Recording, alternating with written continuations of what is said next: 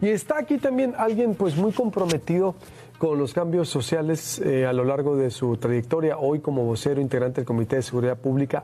El Comité de Seguridad Pública muy comprometido también con esta nueva dinámica, pues que en la que hemos aprendido todos, mi querido Marco Paz, y qué bueno que sea el pretexto para reintegrarte de nuevo.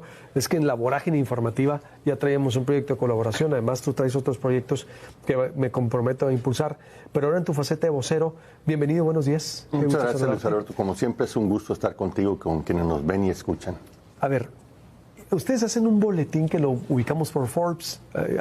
¿Quién lo publicó? No fue Forbes, fue ¿cómo se llamó la otra? Fue una revista internacional que retoma, no sé si viste, sí, el boletín de ustedes. Me llamó mucho la atención y que nosotros lo teníamos en las noticias más vistas. A ver, dije, ¿por qué esto no ha tenido más ruido en Sonora? Yo lo detecté, yo siendo reportero, yo le dije, a ver, lo diseccioné. Si me pueden dar el boletín de nuevo, por favor, ponerlo. Y aquí está para que nos expliques.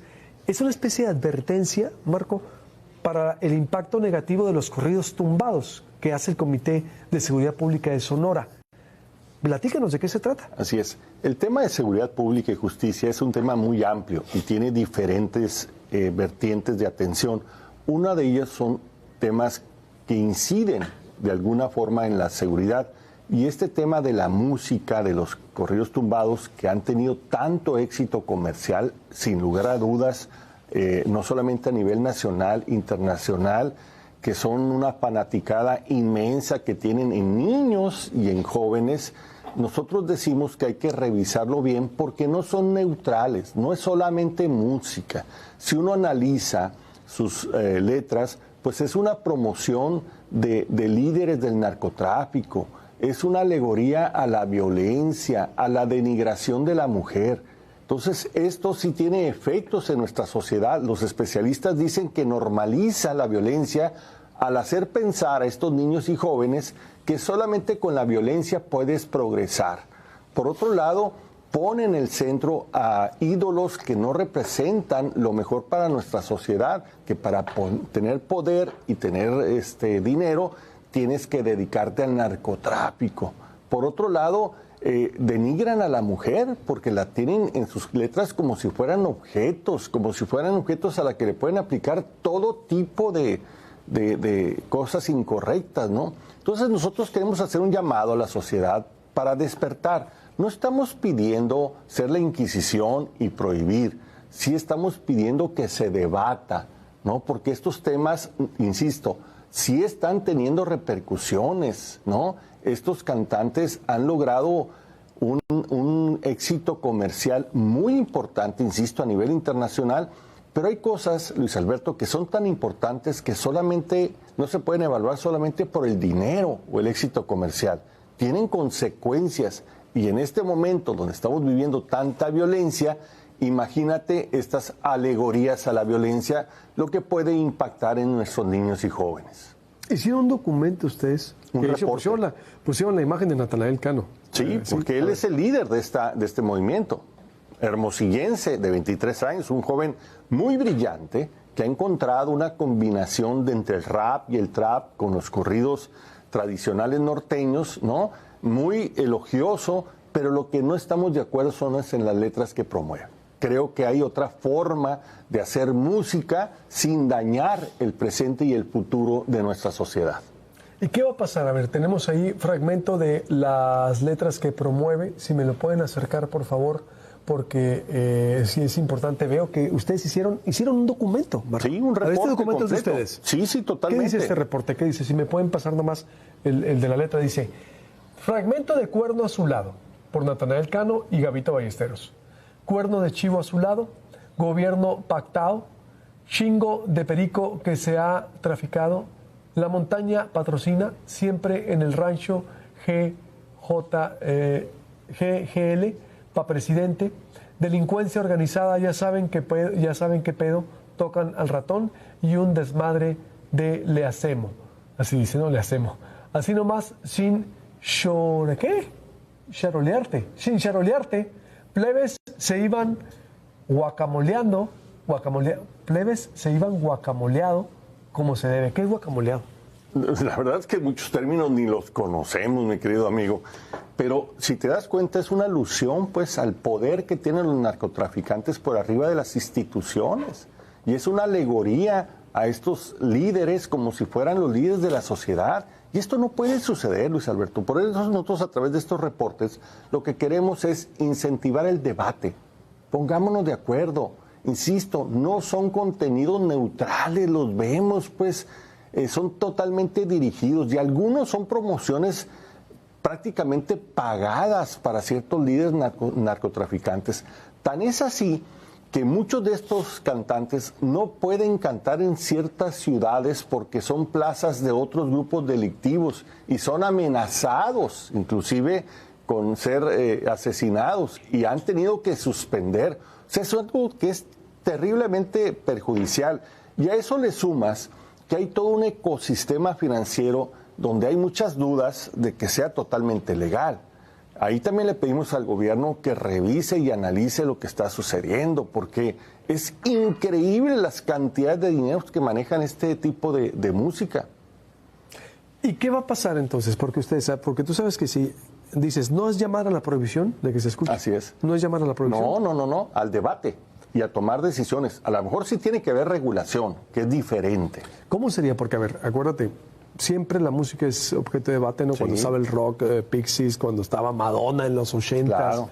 Cuando estuvo Molotov en su momento, que Molotov fue una protesta, Marilyn Manson, es decir, siempre ha habido un vínculo de la música y que la música es formativa, claro, sin duda alguna. Claro. Para no satanizar, porque también pueden, los defensores pueden decir, oye, pues es canalizar el talento. Claro. Y además es alguien... rey de las multitudes, ¿no? Estuvo en Aguascalientes, estuvo ¿cuántos? En San Luis Potosí juntó más de 600,000 asistentes en un concierto. Yo te decía, ya lo quisiera Donald Trump para un acto de campaña. Y en Ciudad de México también 2 días llenos. 65,000 personas. Y además promovido por Disney.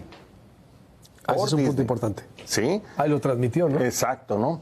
Nosotros decimos, lo primero es que hay que tomar conciencia y hay que educar para que nuestros niños y jóvenes críticamente puedan analizar la oferta de lo que les llega. Ya decidirán, pero tienen que saber el contexto, lo que significa. Nadie les ha explicado eso. La verdad es que son muy pegajosas estas letras, esta música, y lo puedes repetir casi inconscientemente y se mete por otras vías a tu consciente. Segundo, hay que regular.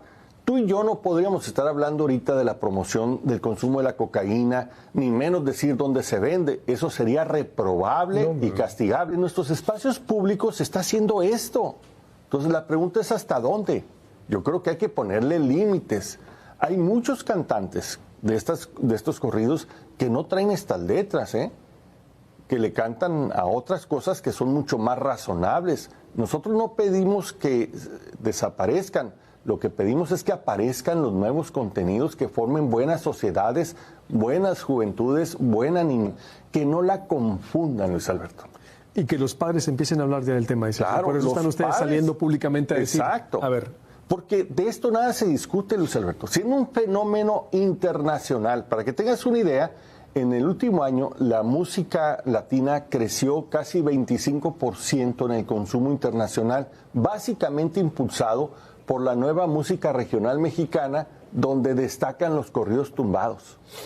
Fíjate, del tamaño que tienen este fenómeno, ya es un fenómeno económico, pero no nos puede hacer sentir orgullosos, representan, ni queremos que nos representen. Lo que estamos haciendo un llamado a la sociedad es a tomar conciencia. Esto es lo que queremos para nuestra sociedad, directo a través de las plataformas también, que es una crítica a las plataformas, así como las plataformas han avanzado en evitar que se promueva la pornografía y demás, pues también deberían de buscar. ¿Sería regularlos, dices tú? Seguramente. Y la otra es tomar conciencia, maestros y padres de familia. ¿Y regularlos cómo? Pues yo creo que al menos deberían de asegurarse que en estos, plazas públicas, para empezar, que fueran solamente adultos los que pudieran tener acceso a ella.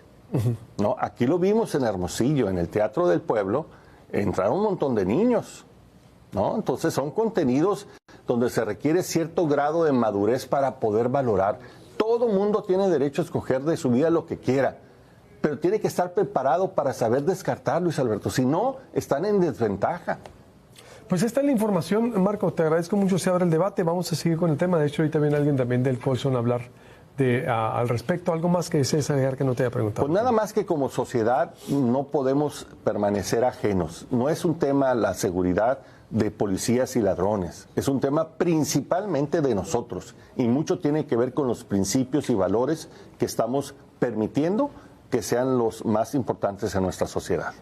Antonio de Jesús Barragán Borges, él es maestro en ciencias, especialista en delincuencia, estudioso de la delincuencia y doctor también en desarrollo regional.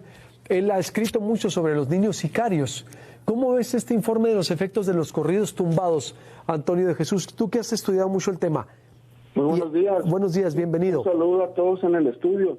Sí, el tema, por ejemplo, en el caso del vínculo entre narcocorridos y procesos de involucramiento en la delincuencia o reclutamiento voluntario, cuando observamos, cuando abordamos las historias de vida de los jóvenes desde un enfoque científico y sociológico, vemos que este componente cultural de la música aparece efectivamente en sus historias de vida, simplemente a veces como un reforzador de su identidad, ¿no? Y como un reforzador de su aprendizaje criminógeno, pero no más importante, por ejemplo, que los papás, amigos, tíos, primos cercanos, miembros del crimen organizado, forman parte de estos modelos a seguir de estos jóvenes, ¿no? Es decir, para que exista el reclutamiento debe haber la interacción entre una persona y un grupo criminal, ¿no? Eso lo dicen los estudios del crimen organizado. Y en el caso se habla de una estructura social de oportunidades criminales técnicamente, es decir, cómo los jóvenes se encuentran en sus contextos, entornos primarios o más próximos como la familia, en la escuela, en el barrio, encuentran estos elementos sociales, estos conjuntos de relaciones que les permiten y les posibilitan acceder al crimen organizado de forma voluntaria, ¿no? Hay que recordar, por ejemplo, que el caso del reclutamiento forzado, ahí entran otro tipo de metodologías que tienen que ver, por ejemplo, con la trata de personas, ¿no? Pero acá cuando observamos en los barrios, las familias, es cuando encontramos las explicaciones de la delincuencia, ¿no? Por una parte. Sin embargo, pues estos jóvenes o las personas en general pueden involucrarse en el crimen organizado, en el narcotráfico a lo largo de toda su vida, ¿no? Sin embargo, cuando apreciamos a los jóvenes o a los adolescentes, como cualquier otro fenómeno de la delincuencia, no encontramos relaciones causales unidimensionales, es decir, de un solo factor, sino que es en conjunto con una serie de factores, de situaciones, lo que propicia el involucramiento en cualquier aparato de la cadena de trabajo del crimen organizado, no ya sea en la vigilancia, en la venta o en el sicariato como tal, ¿no? Pero atendemos a estos procesos más complejos, ¿no? Que tienen que ver, por ejemplo, con vulnerabilidades sociales y culturales en sus propias vidas, en sus propios contextos, por ejemplo, el gusto por las armas, problemas en la escuela, poca vigilancia o vigilancia parental, es poco efectiva, consumo de drogas, modelos, padres antisociales, es mucho más complejo, ¿no? Es decir, el narcocorrido, además de provocar ciertos efectos en las personas, como lo hace otras expresiones del arte, como en el cine, los videojuegos, el rap, en el caso del corrido tumbado, no lo podemos leer sin el contexto en el que se expresa, ¿no? Por ejemplo, en este contexto de crisis humanitaria, de seguridad pública, ocasionado por estos ciclos de violencia criminal organizada que se producen en algunas localidades o regiones del país o del estado, ¿no? Por un lado. Y atendiendo a esto, existen hechos muy concretos sobre la violencia que tiende a reproducirse en términos geográficos y sociodemográficos muy particularmente, es decir, que afecta sobre todo a los adultos jóvenes entre 15 y 40 años en el caso de los homicidios y desapariciones, y se vincula o se produce en barrios y colonias con grados de marginación. Es decir, hay una distribución desigual de la violencia en el cuerpo social todo. Es decir, la violencia no afecta de la misma manera a todos, ¿no? Por ejemplo, en este contexto, a razón de mi estudio de investigación doctoral, encontramos que a partir de la revisión documental de notas de prensa, que en una sola colonia, en Guaymas, fueron desaparecidas 40 personas, es decir, en un solo año, ¿no? Lo que nos habla de cómo la violencia tiende a tener un comportamiento específico, ¿no? Aunque afecta a toda la comunidad en su conjunto, pero lo hace a cierta población más que a otras, ¿no? Y se vincula con... Son factores multifactoriales, es decir, ¿los corridos tumbados tienen una influencia o no la tienen en la formación? Digamos que depende.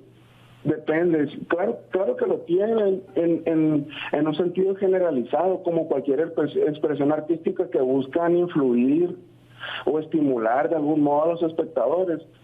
Claro que lo tienen, pero depende, por ejemplo, de muchos recursos familiares, de muchos recursos en los barrios, de recursos moralizadores de las familias. Por ejemplo, no afecta de la misma manera a un joven que vive en condiciones de pandillerismo, de mercados de drogas ilegales en el barrio, de deficiencias con servicios públicos, de desorganización social, donde también se producen, donde se crean estos modelos criminógenos a seguir en el barrio. No es lo mismo a otros jóvenes con otro tipo de recursos, con vigilancia parental, con un proceso reflexivo sobre crear un proyecto de vida convencional, es decir, no delictivo. Depende de estos series de entornos y de recursos que tengan los jóvenes a su alrededor, de cómo va a ser la afectación, ¿no? Es un factor también predominante, pues obvio, porque depende, como dices, exactamente el contexto, ¿no? Porque no solo es el corrido, pues es también del entorno, como describes, los padres, la formación, todo eso es lo que lleva a la formación, ¿sí? Digamos que es un factor correlacionado, no determinante de alguna manera. Sí está presente en la vida de los jóvenes que se involucran en el crimen organizado y en el narcotráfico, pero no determina como tal, ¿no? Sino es un factor correlacionado, un factor que facilita, refuerza la identidad, ¿no? Pero cuando existen factores familiares, criminógenos en el propio barrio, pero incluso, por ejemplo, cuando observamos los barrios criminógenos en Guaymas en este periodo del 2015-2020, encontramos que la delincuencia que se produce en los barrios más de los focos rojos sirven tienen dos funciones. Una función socializadora para que los jóvenes vean, digamos, modelos a seguir en el crimen, y otro tiene su función inversa, es decir, algunos jóvenes, personas que viven en estos barrios, ven a estos modelos como modelos a no seguir, es decir, también socializan para la convencionalidad, es decir, para la no delincuencia. Pero eso ya cuando observamos y abordamos el barrio como tal, ¿no? Desde adentro, ¿no? Desde la experiencia vivida y la vida cotidiana de él, ¿no? Por lo que digo que es más complejo, ¿no? Esta relación. ¿Cuál sería entonces tu recomendación para cerrar a los padres de familia? Lo que dijo el comité, no sé si estabas al pendiente y has estado, de que la influencia negativa de estos narcocorridos o los corridos tumbados. ¿Cuál sería tu recomendación para cerrar en esto? Sí, yo creo que tendríamos que hacer un trabajo integral, institucional, donde converjan esfuerzos de diferentes esferas sociales, ¿no? De la sociedad civil, desde el propio Estado, desde organizaciones no gubernamentales, desde diferentes frentes que atiendan estas condiciones socioculturales que pueden ir más allá de la música, ¿no? Es decir, de cómo los jóvenes construyen un proyecto de vida convencional, ¿no?